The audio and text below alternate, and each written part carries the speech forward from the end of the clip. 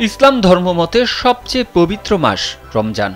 পবিত্র এই মাসের শুরু তথা প্রথম রোজার দিন হতে পারে আগামী রোববার, তবে বিষয়টি নির্ভর করছে চাঁদ দেখার উপর। কিন্তু রোজা শুরুর তারিখ নির্ধারিত না হলেও রমজান মাস উপলক্ষে 1295 বন্দীকে মুক্তি দেওয়ার সিদ্ধান্ত নেওয়া হয়েছে। শুধু বন্দীদের মুক্তিই নয়, তাদের উপর আরোপিত সমস্ত জরিমানা মাফ করা হবে। পবিত্র রমজান মাস সামনে রেখে বিভিন্ন দেশের 1295 জন বন্দীকে মুক্তির নির্দেশ দিয়েছেন সংযুক্ত আরব আমিরাতের প্রেসিডেন্ট মোহাম্মদ বিন জায়েদ আল নাহিয়ান। সেই সঙ্গে রমজানের শুভেচ্ছা স্মারক হিসেবে বন্দীদের যে কোনো ধরনের ঋণ পরিশোধের সহায়তার নির্দেশ দেওয়া হয়। বৃহস্পতিবার এক প্রতিবেদনে খালিজ টাইমস জানিয়েছে, শেখ মোহাম্মদ বিভিন্ন অপরাধের জন্য কারাদণ্ডে দণ্ডিত বন্দীদের উপর আরোপিত সমস্ত জরিমানা এবং সাজা মাফ করবেন। প্রেসিডেন্ট শেখ মোহাম্মদ জানিয়েছেন, তিনি চান যারা মুক্তি পাবে তারা যেন নতুন জীবন শুরু করতে পারে, তাদের পরিবার যে দুর্ভোগের মধ্য দিয়ে যাচ্ছে সেটি থেকে পরিত্রাণ পাবে।